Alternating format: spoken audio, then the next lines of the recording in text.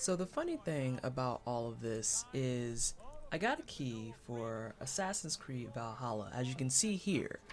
And I actually have never been super duper invested in the Assassin's Creed games. Not for any reason of, oh, I don't like this genre.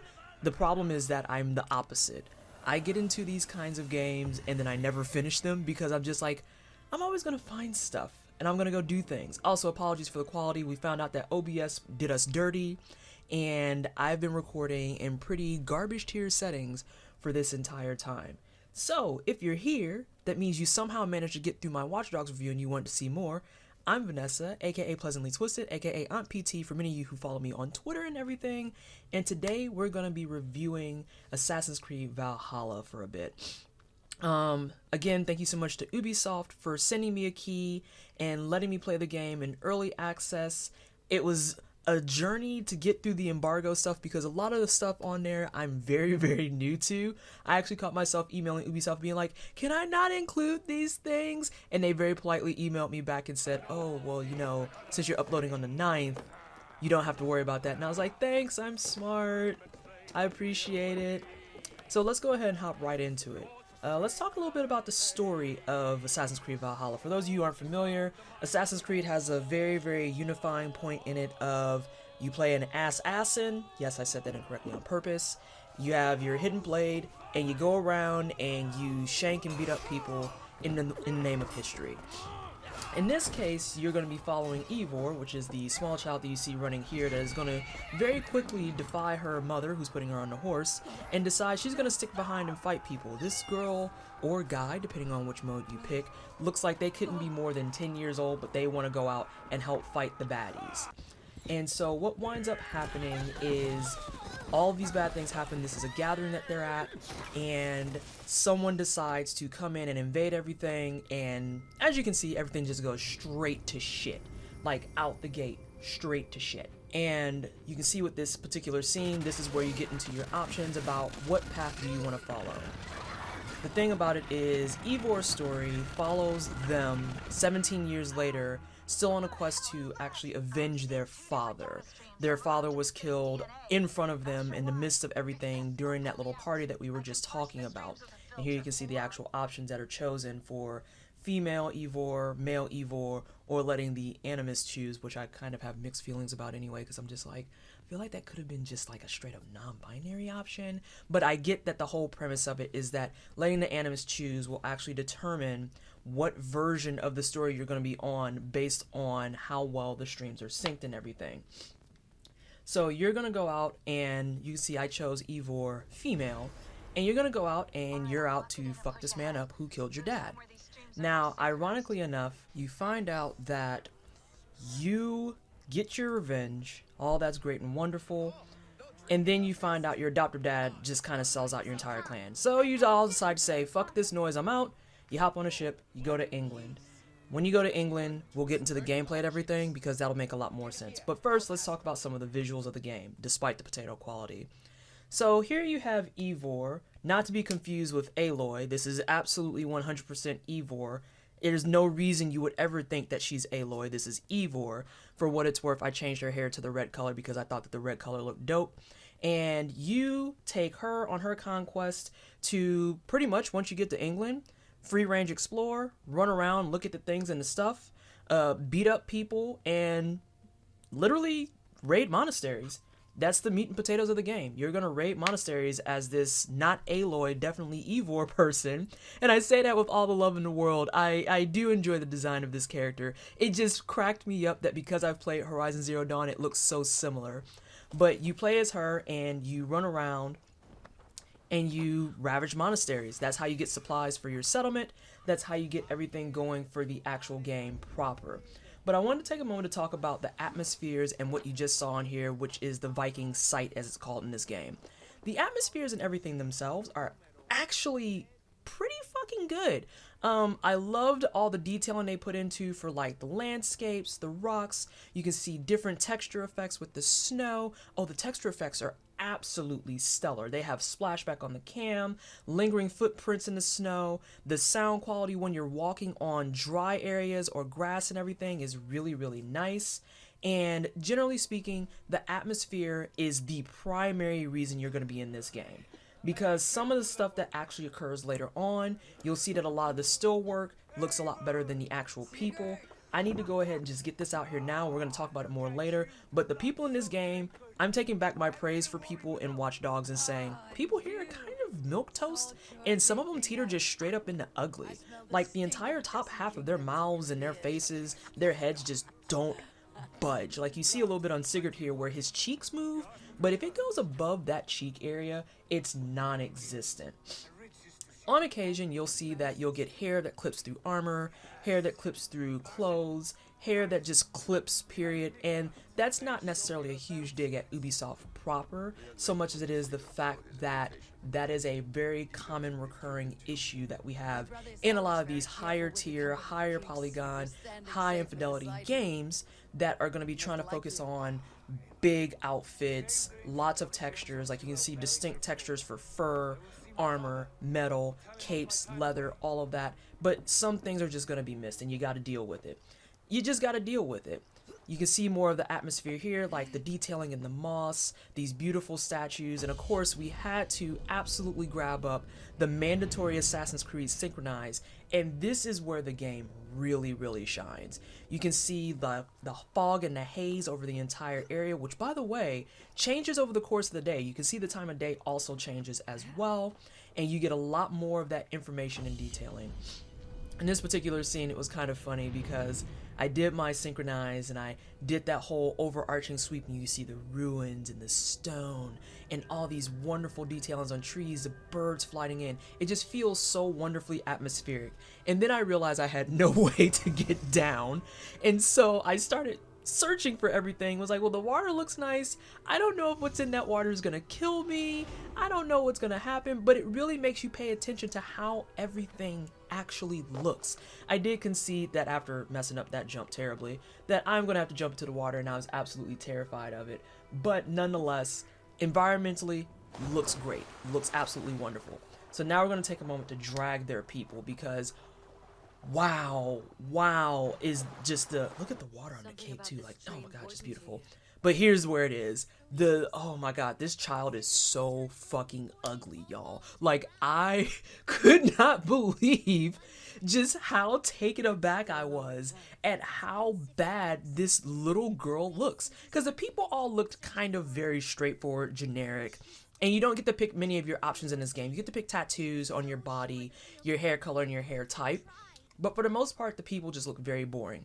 And then we got to this, and it was just absolutely hideous. I couldn't believe how dirty they did this little girl. But nonetheless, you're not here for looking at people, so it's something that is just a funny little tidbit for me to rag on for a bit.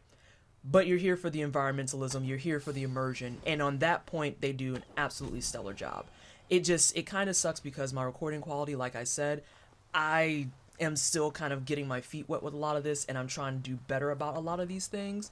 But for the most part, you can still see a lot of the detailing. You can see we're in another weather effect of rain, a little bit of overcast, just dreariness on everything.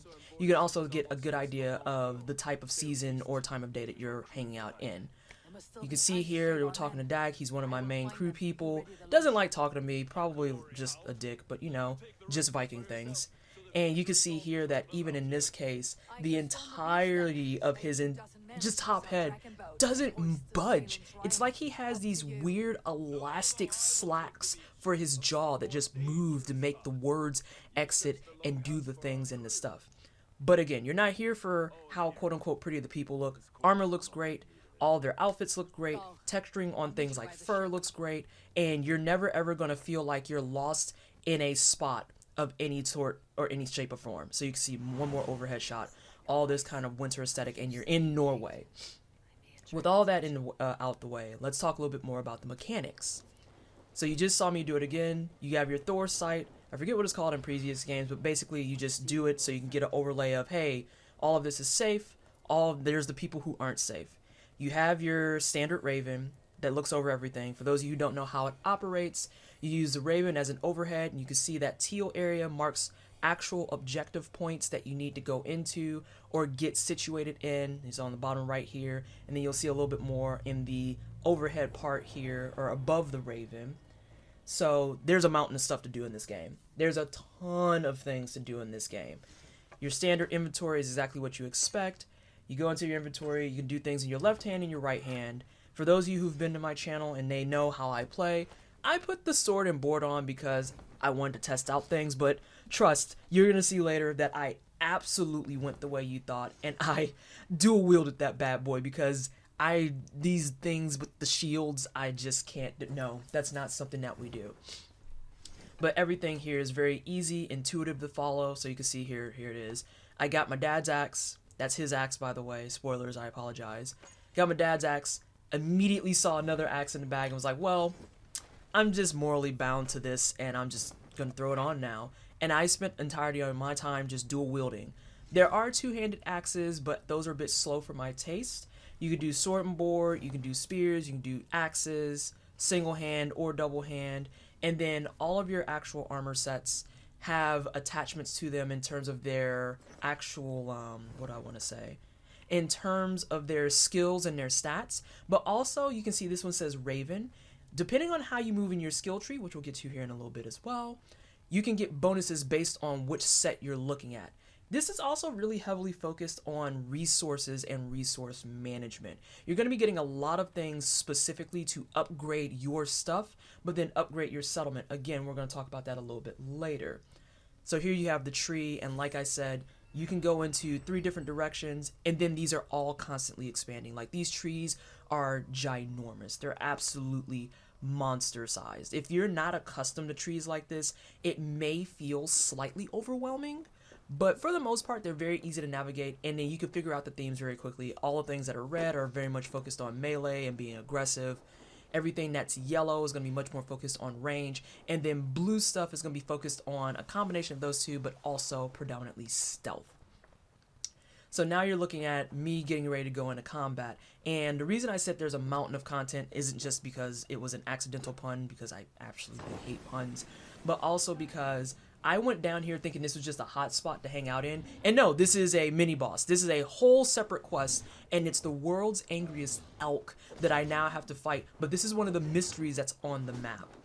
And it's really nice because the mysteries are all highlighted by blue and kind of slightly teal dots. They aren't called mysteries with the teal dots, I forget what they're called right now, but it'll come up on the screen, I'm sure. And when you go do mysteries or side quests for the most part, you just walk in and you try to see what kind of mixed bag you're going into. So in this particular case, you've got, I'm still fighting the elk. I actually spent about 4 minutes on this fight, and I'm 99% certain I wasn't supposed to kill this, but it's just Viking things. You go out, you kill the things, you get a fun animation for certain bosses and everything. And as you can see, this counts as a mystery. It fills in the little pip. You can see how many mysteries are in every single region. And then you have lots of stuff like side quests, not just side quests, I said that already, but mini games as well. So this one is Orlog, and Orlog is one of those games that I found it's engaging, but if you don't like tabletop games in general, you're going to find yourself playing it once and being like, okay, you know what, I can step away from this. It doesn't really matter. This is one of many games that you can kind of engage and have fun with. This one is a dice rolling game. You throw the dice in your dice catcher. Oh yeah, you have to flip heads or tails to go first. You throw your dice in your dice catcher, and then you'll see the tooltip that'll tell you what every single image on those dice represent, along with the red outline on them. Basically, you're trying to knock out the life points, which is the green stones that both of you and your opponent have, and you want to try and kill them, as you can see here, with dealing melee damage, range damage, or stealing their tokens.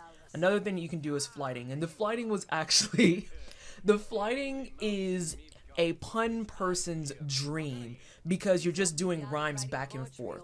But this is important because this is how you build charisma with your character. And having higher charisma will get you better access to dialogue options. It'll let you talk to more people. It'll let you bypass things that you have to do to talk and get more information. Oh, there's also a drinking game. The drinking game, oh man, I won this barely. But yeah, you can see that you're supposed to drink. Whoever drinks the fastest is who wins.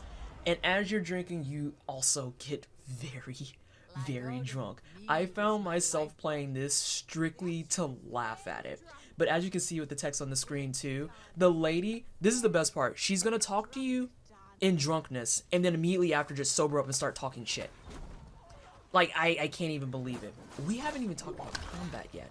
So the combat, as you can see, this one is very, very in your face.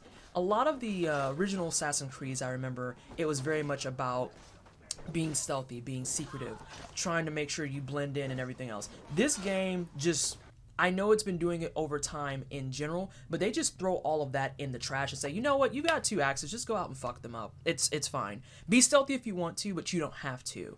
You can see here that this is information about the settlement. The settlement's very important as well because building your settlement is going to be how you actually build power and negotiate with the regions around you and building kind of your reputation as well.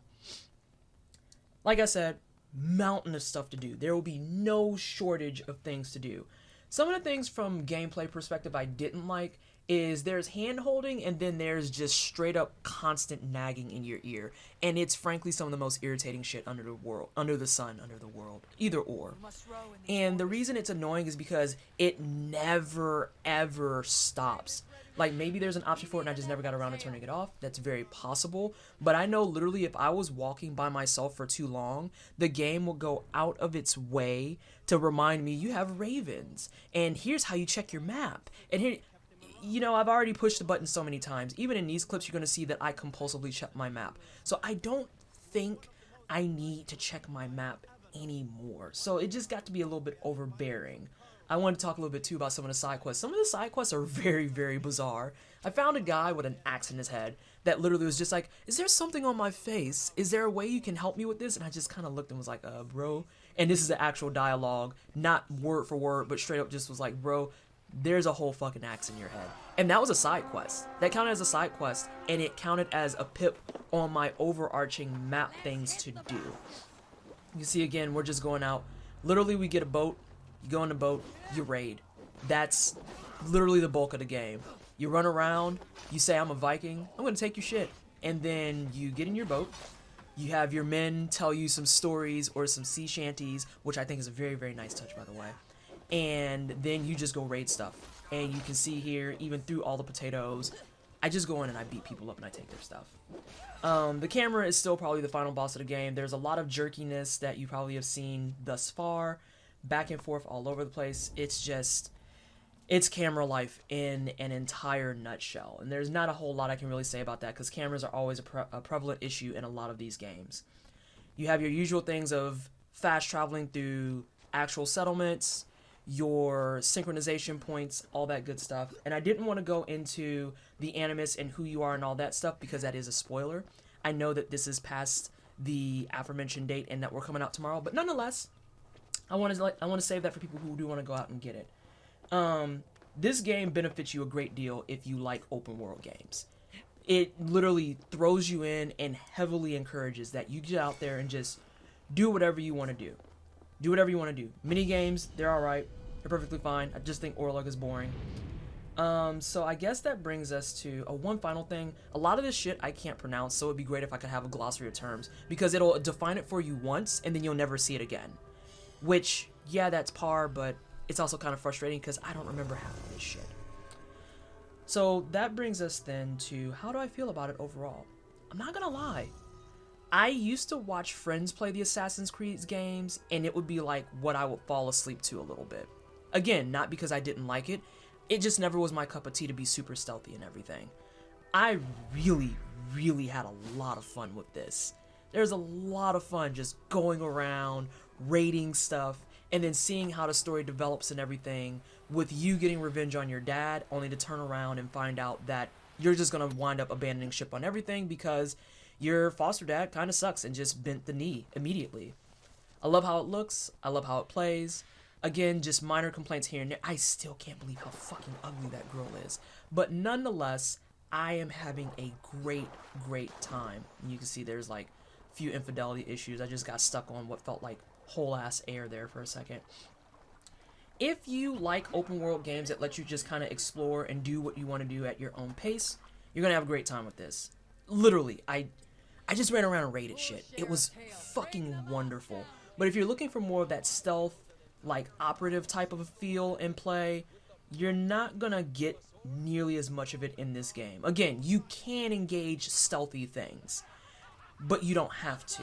And I also really appreciate that it doesn't penalize you for not doing things in a certain order or a certain way. I found a power 90 person I was supposed to fight and was like, well, time to get the fuck out of here. And I could. I wasn't trapped in a ring. I wasn't stuck there and forced to die. I just fucking left. And I went right back to being a Viking shit. So that's how I feel about Assassin's Creed Valhalla. If you enjoyed this review, don't forget to like, maybe hang out with me on Twitch sometimes when I play and dissect games like this. And, you know, have a good time. Have a great time. It was a good time. Oh god, I forgot how to parkour. Alright, thanks for watching, everyone. Have a good rest of your time here. Hey everyone, it's PT. I want to talk about something I didn't get to touch on in the video, and then I want to talk about something else afterwards. You probably know what the second thing is. First thing first, being the video part, I didn't get a chance to really talk about sound extensively. The sound, it's pretty much what you would expect, to be perfectly honest. The shanties and the stories on the boat are probably my favorite thing under the sun for game sound in a long time. Being able to sit on that long boat slog and know that you can't use your sail in certain areas and hear just these fun stories was just super fucking cool to me.